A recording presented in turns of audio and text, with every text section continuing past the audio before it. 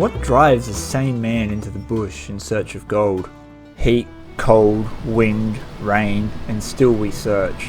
A constant yearning calling the primal nature of our souls. We must return, put our hands in the earth, and pull out its riches. Yet, none of us are rich. Money concerns us only as far as our next meal. To sell your gold is to give the power back to the bush. Our riches lay outside of the glittering shops of High Street, the material things that entertain the masses, save, perhaps, a gold pan and a new bed for the old dog. Our wealth is stored in knowledge. How to obtain the one thing that all men want to possess, the physical wealth of the man-made world. How to find gold.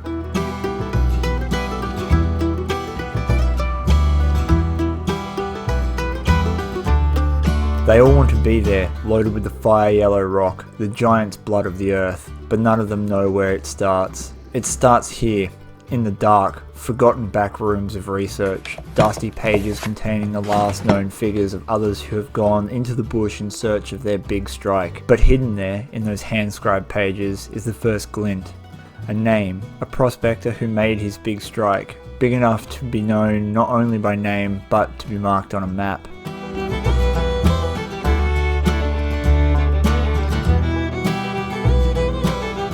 The work starts. A pan and a shovel, a dog in tow, they tell no secrets. Leave your pad and pen, gold is too scarce to mark down your work.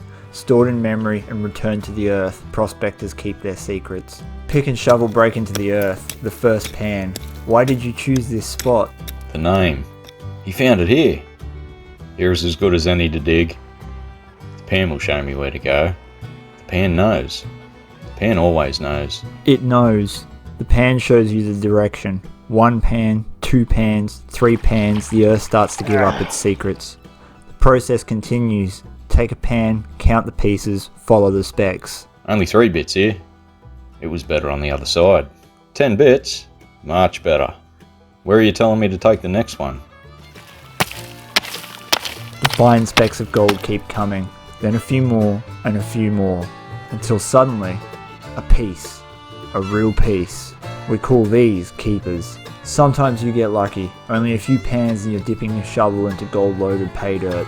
Other times weeks pass as you follow the trail of breadcrumbs, the fear that it's all gone growing in your gut every day. Relief comes when the pan finally shows you the secret it's been leading you to. 50 specks of glittering rock staring up at you, contrasted by the dark stone that acts as a brother to gold. This deposit has been waiting for you ever since the old boy walked off his claim all those years ago.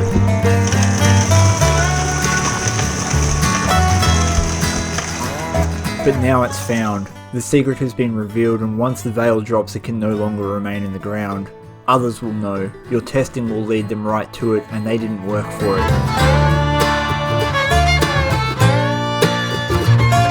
Your work begins. You have no choice, either you mine this pay or someone else will. The gold calls to you like a siren in the night, the fever reaches a pitch. Finding gold is an art, mining is a science. Setting up your sluice requires millimeter precision. Water flow, angles, feed rates, soil makeup, and total processing power are all the things running across your mind. You fight to keep your eyes on these things while the gold fever burns deep within your brain. You dig. The pick breaks the ground that's been sitting there since the last rush. The shovel scoops up half a pan's worth of dirt and feeds it into the sluice. It can only do this accurately if you apply the right formula to set it up. Many years have taught you this. Many mistakes and lessons learned. You work tirelessly. You can feel other prospectors getting closer to your spot. You won't lose it without first working it harder than you should. Meters of dirt fall to your sluice. Those meters reduce to just a few handfuls of dark stone and gold. Checking the mats gives you the energy you need to keep going. For every bit of gold seen in the mat, there will be 10 more hiding in the cells. Eventually, even the biggest bull will tire. The energy leaves your limbs, the fever subsides, replaced with a curiosity. All that work, and now it's sitting in your sluice box. The pan will lead you to the best gold. However, it cannot show you just how much. How much gold was hiding?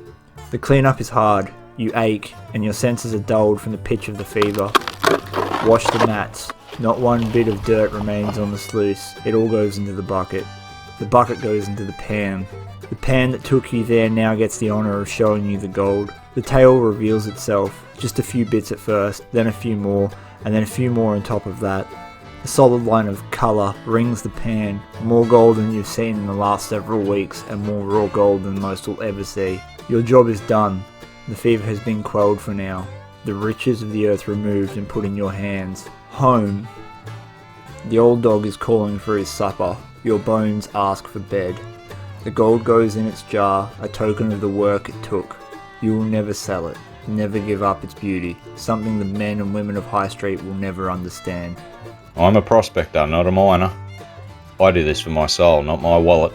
For now you can rest. The fever is at bay, but not for long. It's still there, in the dark, saying your name. The gold calls, and you must answer.